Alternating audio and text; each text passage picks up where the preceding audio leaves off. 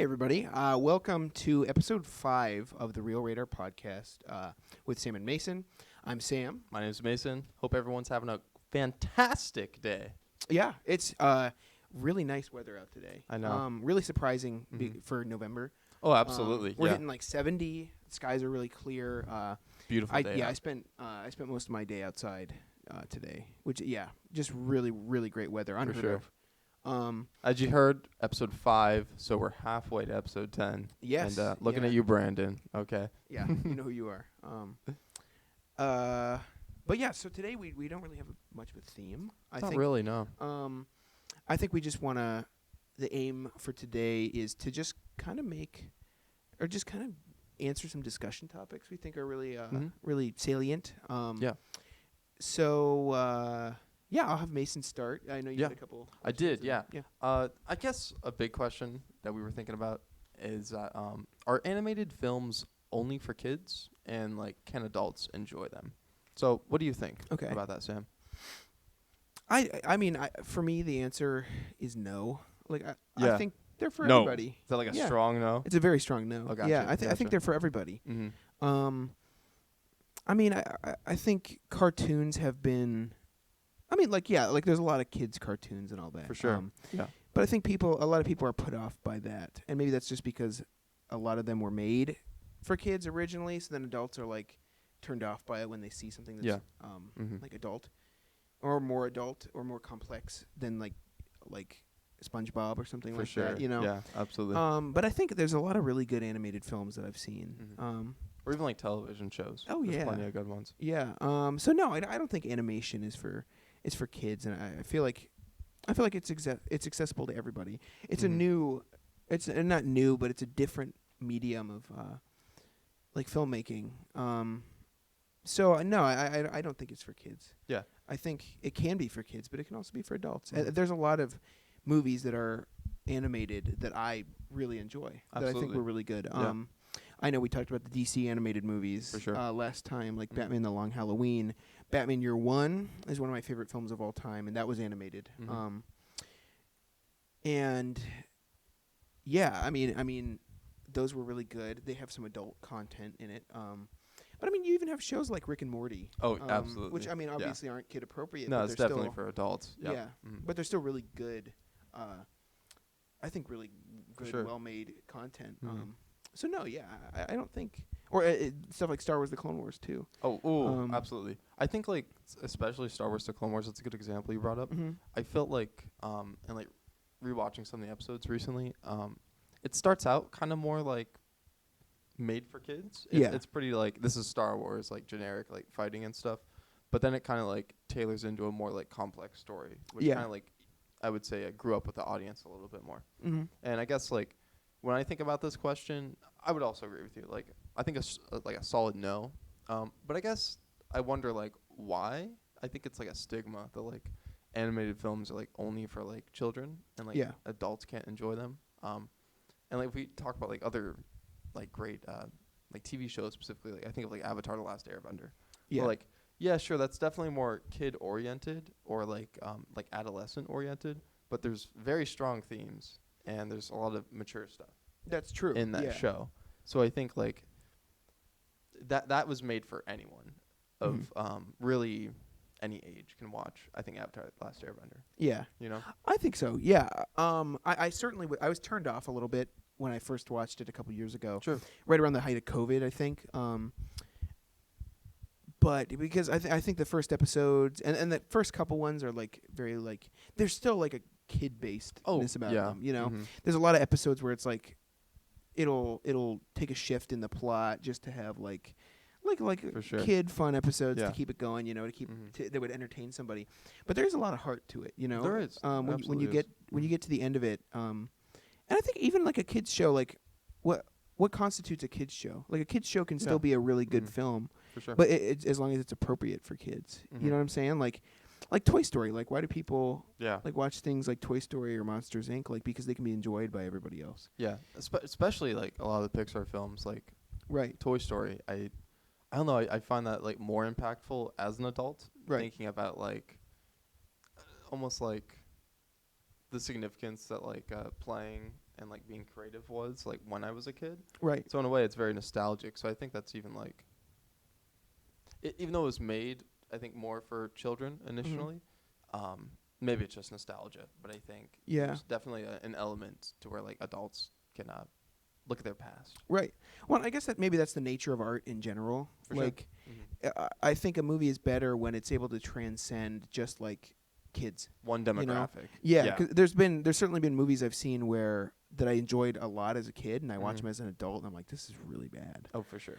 Yeah. And so I think I think the movie ends up like if it's painful for the parents and it's fun for the kids, like a movie's obviously just better if both the parents and the adults like it, you know? Yeah. Going off of that, can you think of a movie where like you thought that was amazing as a kid? And then like now as an adult you're like not so good? Yeah. I guess like more like animated or like kid oriented. Well, there's a movie so there's a movie and a show that I can think of. The movie is it's called, oh man, what is it called? Master of Disguise. That's what it's called. No, I haven't heard of that. It is Dana Carvey. I believe it was produced by Adam Sandler. Okay. But it's just a really goofy movie. Oh, okay. Really, really goofy movie. And it was made to be funny. I don't really know if it was I think it was a kids movie. I'm fairly sure it was made for kids. Okay. Yeah. But it's just like as a kid, I thought it was so funny. Oh, you know, sure. Yeah. and there are actual bits in that movie that I still think are genuinely really funny. Yeah. But as a movie itself, it is painful to get through. Really? Like it's just that bad. Oh, like, gosh. so if I wanted to watch a scene from it that I thought was really funny, I would watch the scene because as a movie, you don't need the context. Yeah, it's horrendous. It's horrendous. Yeah. And the only other thing that I had seen as a kid that I loved that as an adult I didn't like was the Backyardigans. You didn't like the Backyardigans? Yeah. As a kid, you did like it? I did love the Backyardigans as a kid. Yeah. Because I mean they go on adventures and it's really creative. Yeah. You have a bunch of different characters you can like and but it was just like I watched it again as an adult because I had I had a younger sibling that was watching it at the time. And I was like, oh yeah, the Backyardigans. I kind of forgot about this. You had all this nostalgia for it. Yeah, and I couldn't make it through it. Like I was just like I was like, oh my gosh, this is really painful. Like when like the songs that they sing they just weren't. It wasn't as good as I remember, and I kind of regret watching it because now I'm like, oh, Backyardigans. You just like ruined like all your childhood experiences. Yeah, because I loved the Backyardigans. You know, that's funny. I was obviously really big into the Backyardigans, especially when I was like young. But now I'm like, I haven't seen it. Yeah. So I still have those like fond memories of it. Keep it that way. Yeah. I'm gonna keep them. I'm just gonna like. Yeah. You know, lock that away and never visit it again. Yeah, it was that and Wonder Pets. I really liked Wonder Pets too. Ooh, yeah. I was a big fan of Wonder Pets isn't as bad, but it's still a little grating. It's still. Yeah, like. Yeah. You can only hear the Wonder Pets theme so many times. Like as a kid, like it was fine. I'm hearing it right now. Yeah, but as an adult, you're like, oh gosh, please stop singing it for the fourth time this episode. Stop. Yeah. Stop. Yeah. Well, like my favorite like animated films are the ones that anyone can enjoy.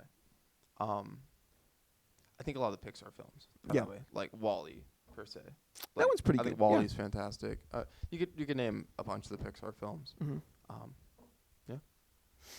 Oh man, maybe some other good animated stuff. Oh man, I don't know. What's your favorite Pixar movie? Oh, okay, that's a good one. You know, I think at some point we're gonna have to do like a tier list or probably. Something I think that'd be very nice. Yeah, I think that would be really cool. But if I'm just like thinking on the top of my head what my favorite Pixar film is, it's really hard. A few are coming to mind. It's got to be either The Incredibles, Up, or WALL-E for me. Okay. I already mentioned WALL-E, but I think the best Pixar film was probably The Incredibles. I think it's like a very like family oriented superhero film. Yeah. But I think the power dynamics, especially in that, and like the family dynamics. Yeah. It really makes me appreciate it, especially like as an 21 years old now. Yeah. So I love that film. It's great. Well, I think more so as it's more, or it's less a superhero film, and it's more about like a dad appreciating his life. Yeah. Or, you know, or his family. My apologies, my phone's going off. Oh, you're all good. I'm just gonna put that on silent. So just go, yeah, that's all good. But yeah, no, I really, there are some I agree with on that list. Personally, and this is a hot take. Oh no, you're not gonna say what I think you're gonna. I feel like I always say hot takes. I don't like Up. You don't like Up? No, I think Up's a little overrated. So you give Up a down? I Thumbs think, down, yeah, not thumbs up. It's pretty low on my Pixar. Wow. movie Okay. Scale. Yeah. Can we dissect that real quick? I'm fascinated with that. I think people just give. It's not that I don't like Up. It's not that Up isn't a good movie. Yeah. I think people give it too much credit. Okay. And I think it's purely for the beginning scene, because that part made them cry. So everybody associates that movie with making them cry because it's really sad, and it is really sad. But now people, because of one scene that was really well done, now they're like, "Oh, this movie's so good." For sure. And it's just not that good to me. Like I was like, as a kid, I was really bored with it. Okay. You know, like it was just about like, I don't know, like I just never really got it. So, have you seen it recently? No judgment if you haven't. It was a couple of years ago. Okay. Yeah. Fair enough. So maybe if I watch it again, then maybe I'll really like Up. You know, but it just it just didn't have that factor of like keeping me engaged as a kid and as an adult. You know, so I do agree with you that Incredibles is really good. Absolutely. I think the score is really cool. Oh, for sure. There's a lot of cool scenes that you can watch as a kid that are really exciting. I think like the villains and the action scenes were creative, like that villain that's just a big ball with like the arms and stuff like that. Yeah. A perfect amount of menacing, but still kid friendly. Yeah. Good plot twists, kind of good like the a characters take on. are really solid. Yeah, like, yeah. Genuinely, the writing is like up there. I would really like. I think that'd be really awesome if Pixar like put out, or like Disney put out like an actual Incredibles comic series. Oh yeah. I feel like I would read that. Like I wonder if they've done like a mini series or anything like that. Right. I think I feel like it'd be really cool. Not that like I don't know. I feel like Marvel could do it. I feel like Marvel and it could be it's standalone. I would really hate it if they like made the Incredibles part of the Marvel universe or anything like that. But like I would really enjoy it because I think if you could have Pixar writers work with that and that style and then like create like a little mini series like of serialized, that could be interesting. Like, I think that'd be really cool. But I guess my top 3 Pixar films. And if you want a sadder scene, in my opinion, and this is probably number 3 on my list. So I have, it's Incredibles. Incredibles. Yeah, I think Incredibles is my first. Okay. 2, my second one is probably Toy Story. Toy Story, classic. Of course. I think probably the first one. Okay. No, the second one. I like the second one Interesting. a little bit better. I like the second one more than the first, but I like the third one the most. What? Yeah. I like them. What if I say collectively my second favorite, or all 3 of the Toy Story? Yeah. What about the 4th movie? Toy Story 4 is like okay, but it just felt like it was like a needless. Like it wasn't a bad movie, but it didn't feel needed. You know. That's how I felt. It just felt like it's kind of pointless to me. Yeah. Like I was cool with like the Bo Peep like. Sure. Yeah. Like when there, because I always as a kid was like, "Where's Bo Peep?" in the third one. Like I was like, "Where'd she go?" Yep. So I think that was cool to see her come back. Yeah. But it just felt a little unneeded. I don't know. Absolutely. There didn't really need to be a Toy Story 4. But yeah, I would say probably Incredibles. Okay. Toy Story. Oh, Monsters Inc. Monsters Inc. Oh. Yeah, I mean that's gonna be like. I could switch one of those. Monsters Inc. is fantastic. But I mean that last scene in Monsters Inc. Oh yeah. When he's like gotta leave. That he's is gotta leave really sad. Like that I think is so sad. Okay. You know, but I think it has a better payoff. Like it's not just like a hook that's really sad and then it's like, oh, this movie's really good. Like Monsters Inc. was just a good movie. I'm gonna head back to the Up discussion. Oh sure. Because I need to insert the reason why I think it's a masterpiece. Okay. Up to me, really, thematically, I think it's fantastic. Because you have the 2 main characters. You have Carl, and I cannot remember the boy's name for the life of me. Oh, it's not Kevin. No, that's the. That's the bird. That's the bird. Yeah. What's the boy's name? Whatever. Regardless, you have like if you think of it from a thematic standpoint, you have the main character who's this old man. Russell. Russell. Sorry, that was the kid's name. Carl Sorry. and Russell. Yeah. Yeah. You have Carl, who's this old man, and then you have Russell, who's this young boy. They're the same character, just different stages of their development. If you think about it, Russell is super excited. He wants to adventure. He wants to do all these things. Carl wanted to adventure, do all these things. There's different stages in their development. But unfortunately, due to life circumstances, Carl was never able to, pursue those big adventures. He had his own adventure with, attempting to start a family and falling in love, which I think is its own adventure. I think that's great. But he never got to truly experience those ambitions that he had from childhood.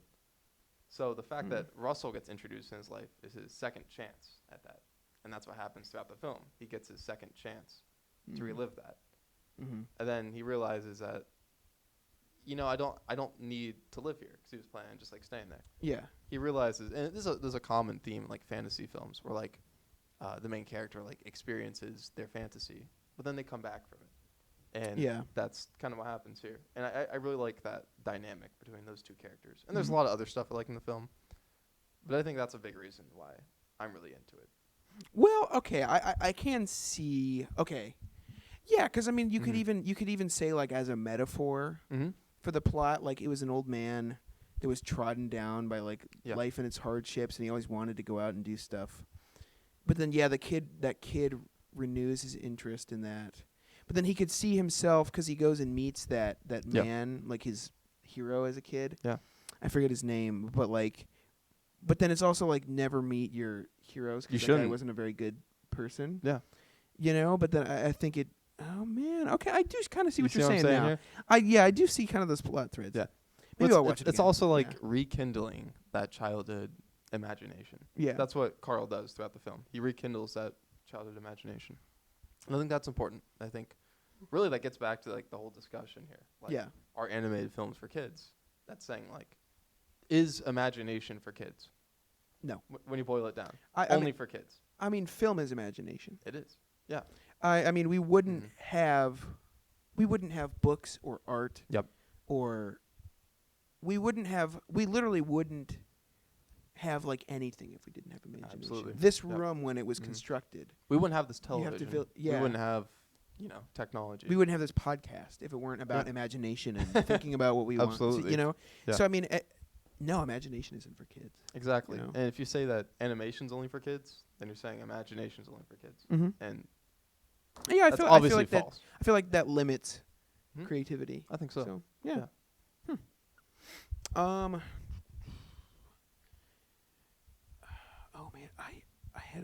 Oh man, I had a minute ago. Something you want to circle back to? Yeah, it has slipped my mind. That's all right. Oh. Yeah, I lost it. It might come back. Okay. It might come back. No worries, yeah. Oh, is it animation for kids? What is it? Okay. Oh, yes. This is what I was thinking about. What's up? We spoke about the Clone Wars. Oh, okay. Yeah. So, there was a show. I guess this is a piece of film news. Sure. We might have discussed this a couple weeks ago. That's okay. Tales of the Jedi. Tales of the Jedi. There's a new animated Clone Wars style show called Tales of the Jedi. Have you seen it at all? No, I haven't. Okay. Nope. I had seen there's all 6 episodes. They're like 10 to 15 minute shorts actually. Oh, okay. So I originally went into it thinking that they were like Clone Wars length episodes. Yeah, like shorter. Yeah. Yeah. But they're actually just so I thought like around 30 to 40 minutes, something like that. But they're actually 10 minutes long. Okay. So they're really short. But I thought they were pretty good. That's awesome. Yeah.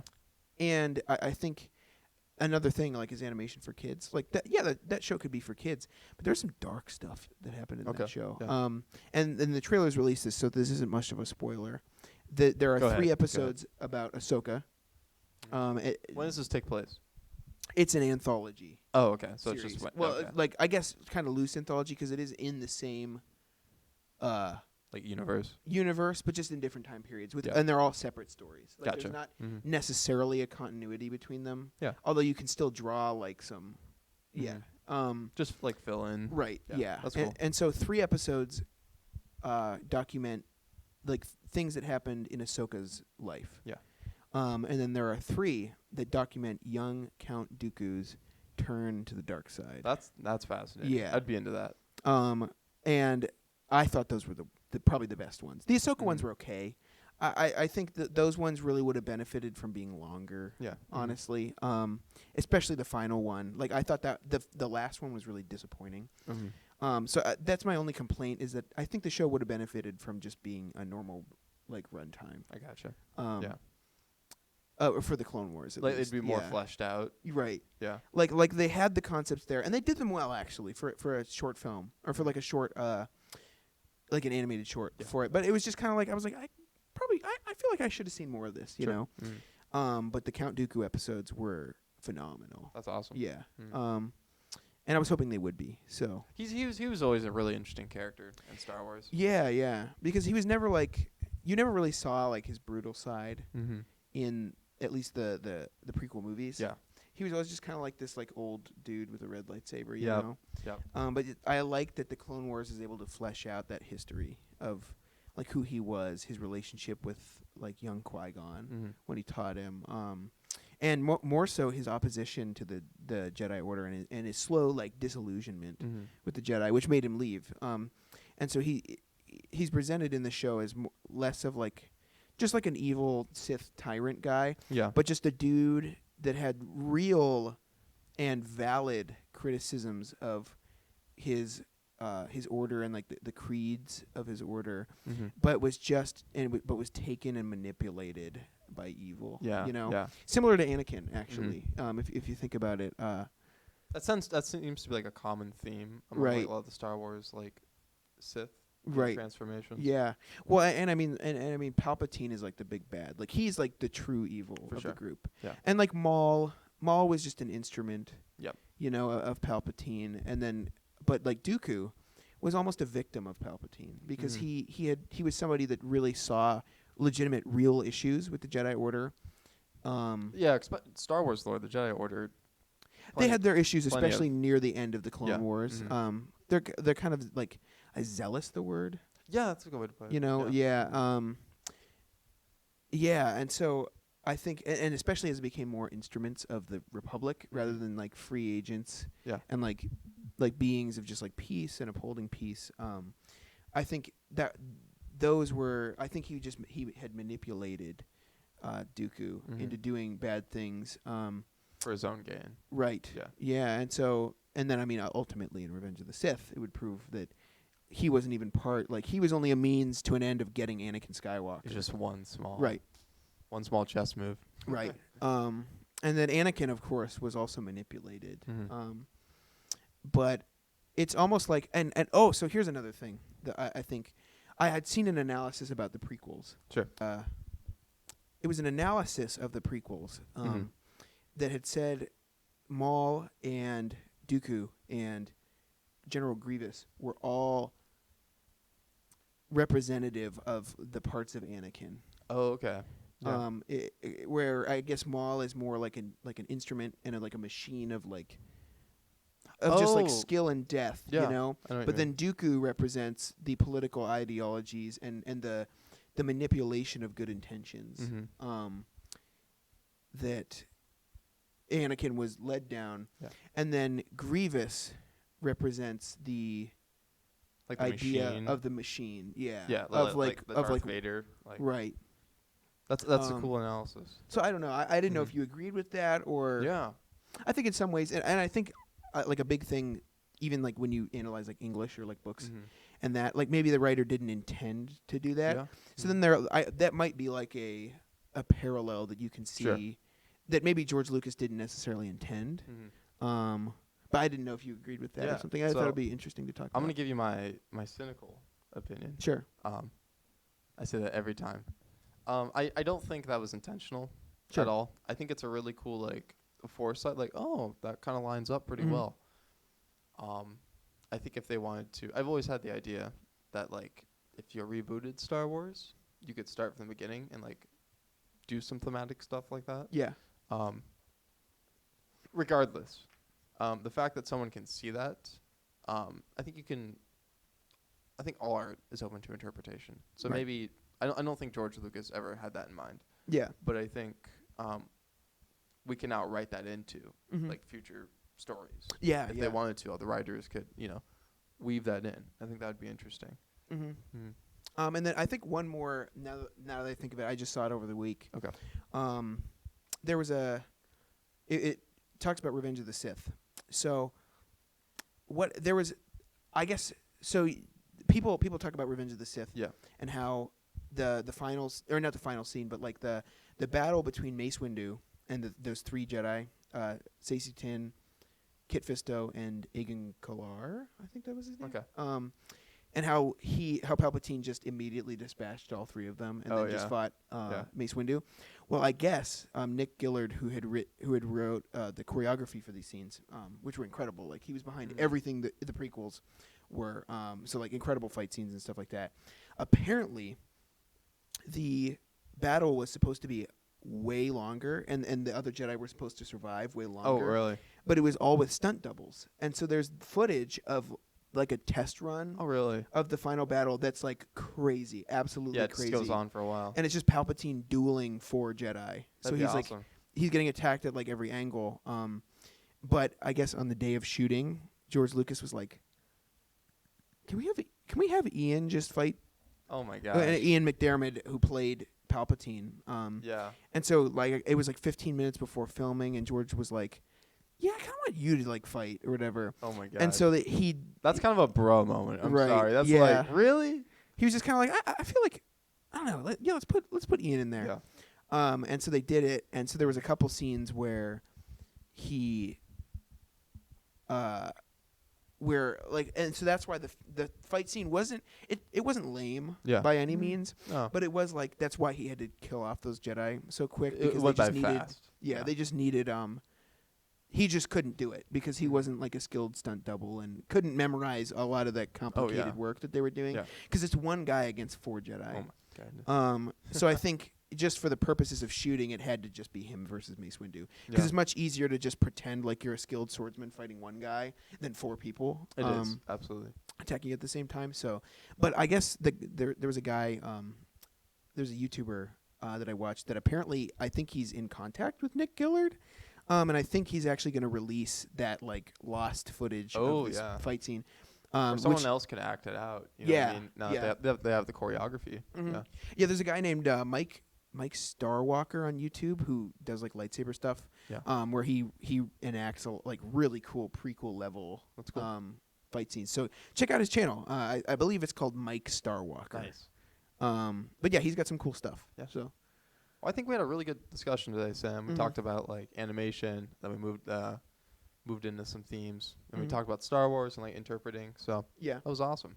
Unfortunately, we do have to go. I think because it's the weekend. Oh, the location we're at is actually closing. Yeah. Very soon. So we'll give a very brief goodbye. Thank you for tuning in on episode 5. Let us know if you have any film recommendations or discussion recommendations. We always want to be transparent with the people that are fans of this, and we want to reflect our content a little bit on what you guys want as well. Yeah. So thank you for watching. It's been a fun episode, and I hope you keep joining us up till episode 10, especially you, Brandon. Thanks. You know who you are. Can't wait to see you, Brandon. Have a good one. Yep. See ya.